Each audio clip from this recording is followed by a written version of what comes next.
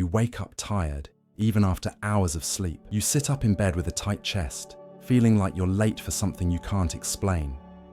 You take a deep breath and ask yourself, why does everything seem so heavy? The world is demanding things from you, and you try, day after day, to live up to them. But the feeling of failure doesn't go away. You compare yourself to others.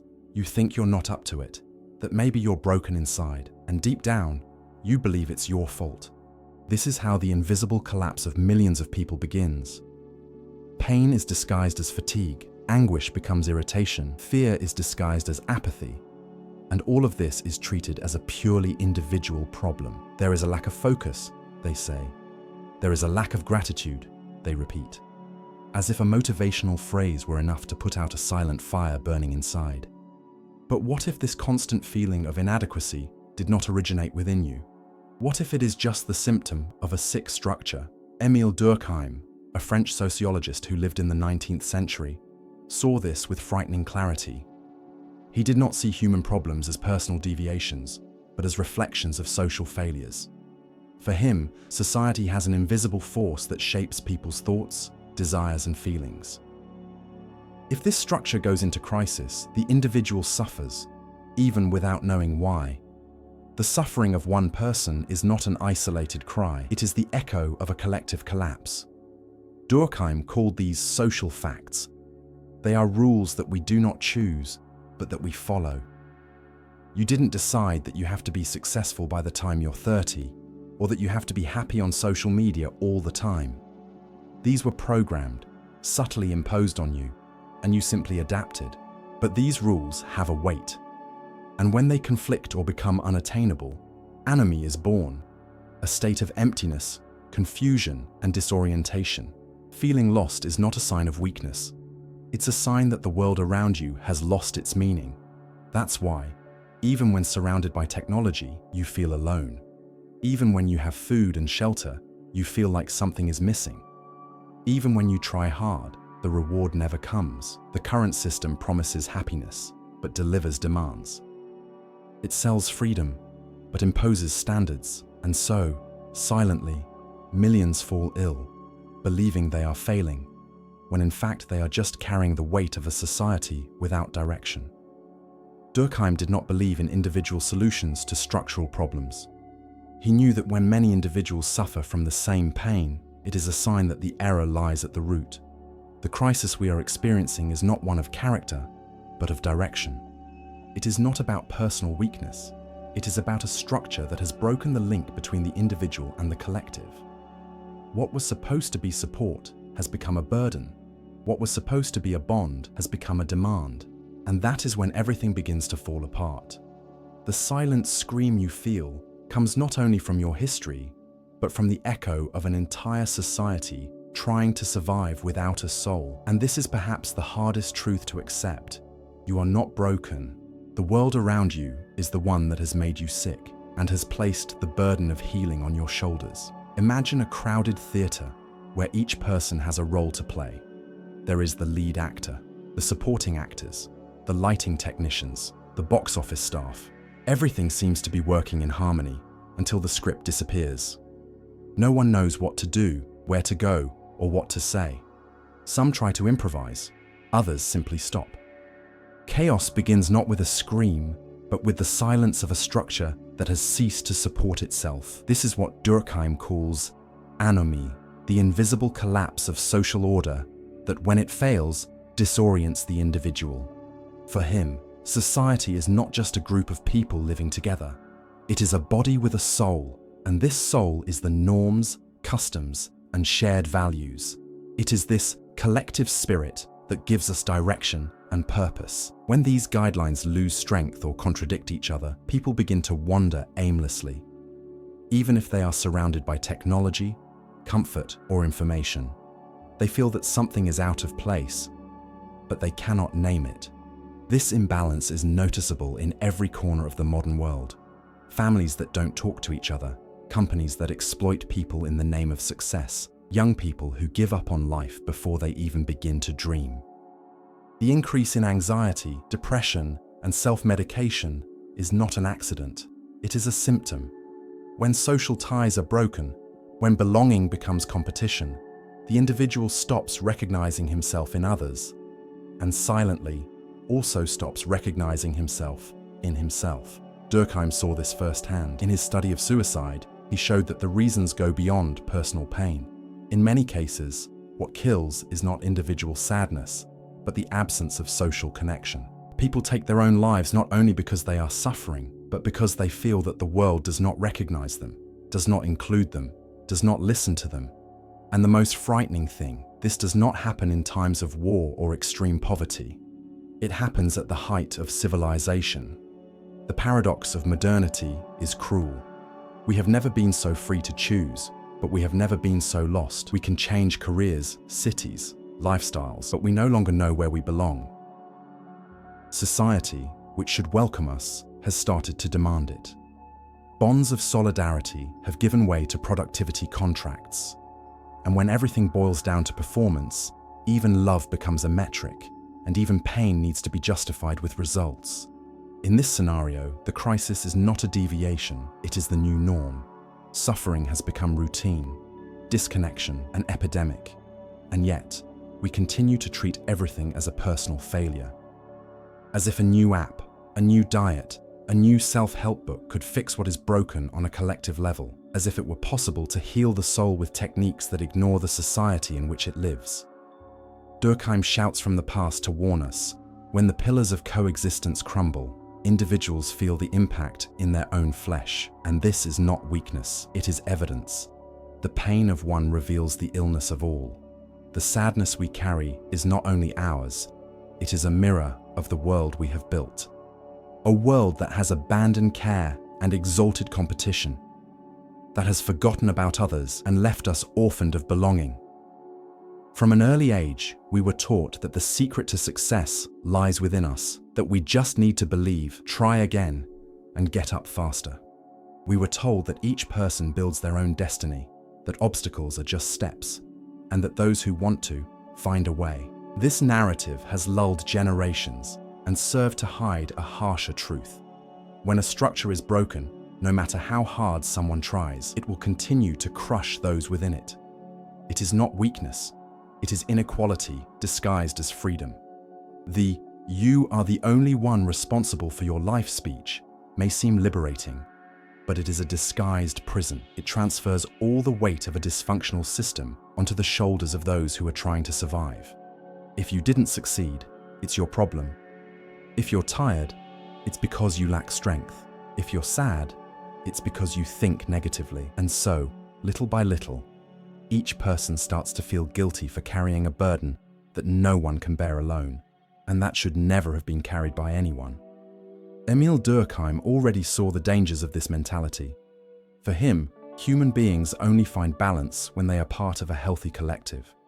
It is not about giving up autonomy, but about recognizing that our identity is formed through encounters with others.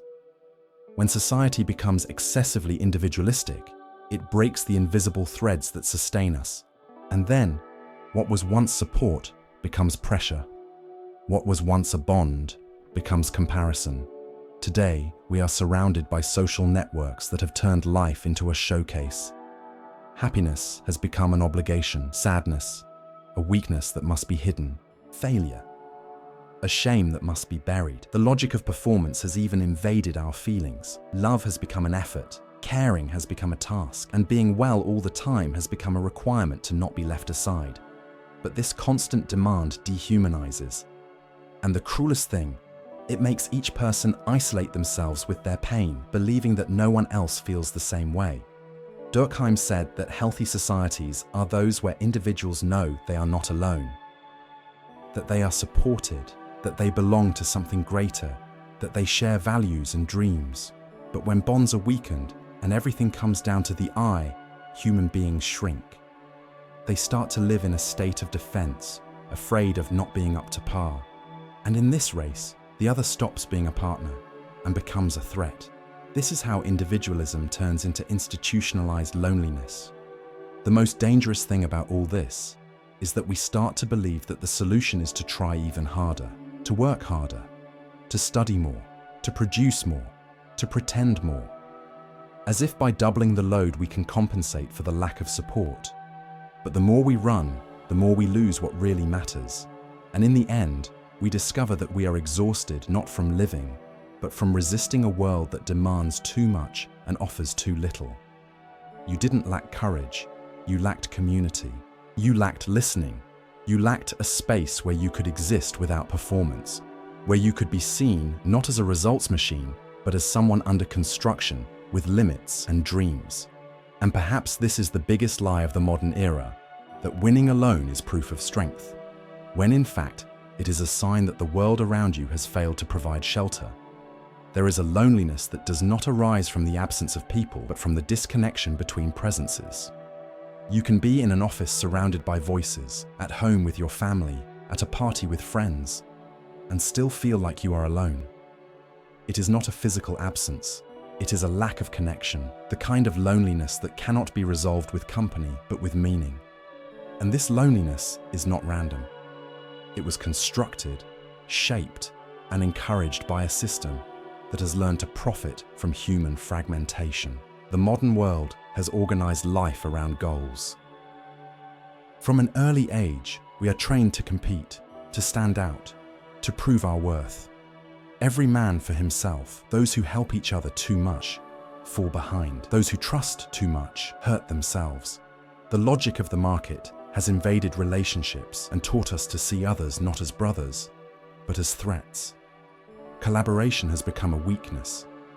Empathy, a risk. And in this scenario, it is not difficult to understand why we are falling ill en masse, even with access to everything that was previously lacking. Durkheim would call this a breakdown of moral bonds. He argued that what sustains a society is not just laws or contracts, but collective feelings, shared beliefs, the sense that we are part of something bigger than ourselves. When these disappear, when each person lives for themselves, emptiness sets in.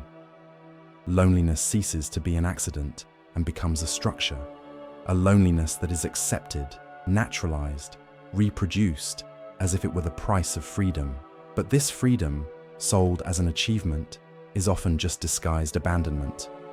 Freedom to decide everything alone, to carry the burden alone, to blame oneself alone. And the system is grateful, because the more isolated we are, the easier it is to control. The more lost we are, the more vulnerable to the promises of salvation that come in the form of consumption, productivity, magic formulas that cure nothing, they just keep us functioning. It is at this point that suffering ceases to be the exception and becomes the norm. Anxiety becomes our daily companion. Comparison becomes an automatic habit. The fear of failure is a constant backdrop. And in the midst of all this, we continue to pretend to be normal. We continue to smile in photos, respond "I'm fine" out of politeness, and avoid deep conversations because the world doesn't want to know how we really are. It just wants us to be available, efficient, and delivering. Durkheim did not see the human being as an island. He believed that identity is built on the reflection of the other, on the social mirror that shows us who we are. If this mirror is cracked, it distorts. And if the reflection is hostile, we convince ourselves that there is something wrong with us, when in fact, we are just reacting to a structure that does not recognize us. Pain is not a sign of weakness. It is an alarm, a cry for help coming from a human being who was not made to live in constant defense. We have been sold the idea that being well means always being busy, always productive, always invincible. But this illusion comes at a high price.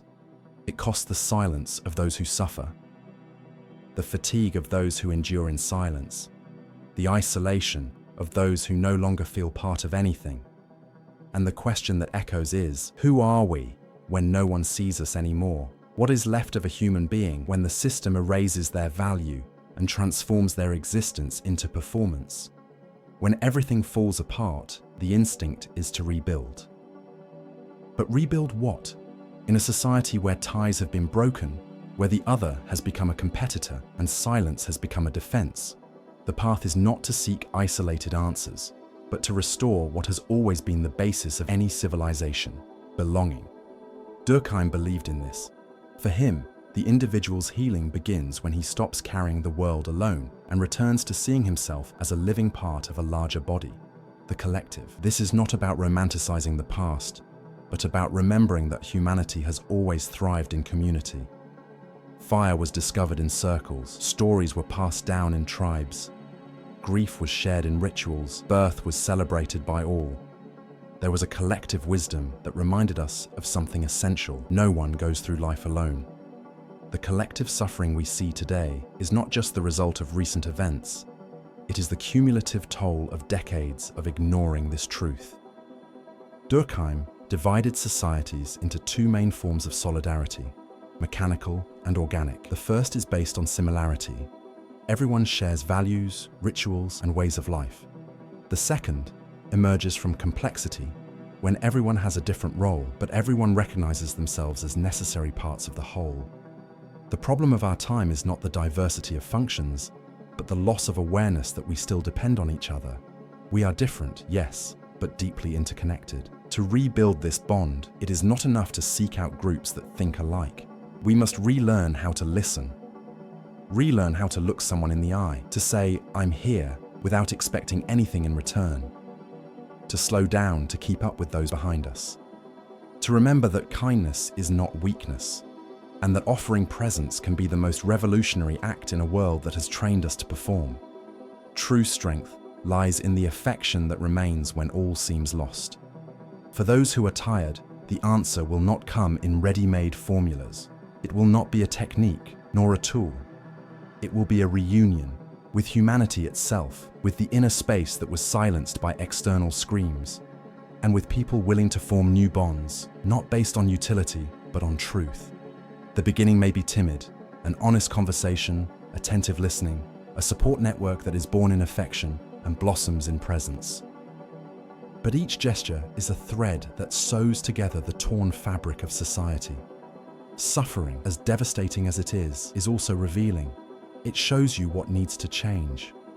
It exposes the lies we have accepted as truth. It forces us to look within, and from there, to seek out those who are willing to look with us. Durkheim understood that pain is not an end, it is a turning point. It is the sign that something new can emerge, if there is the courage to rebuild together what was broken by haste, ego, and fear. Maybe you felt alone for too long.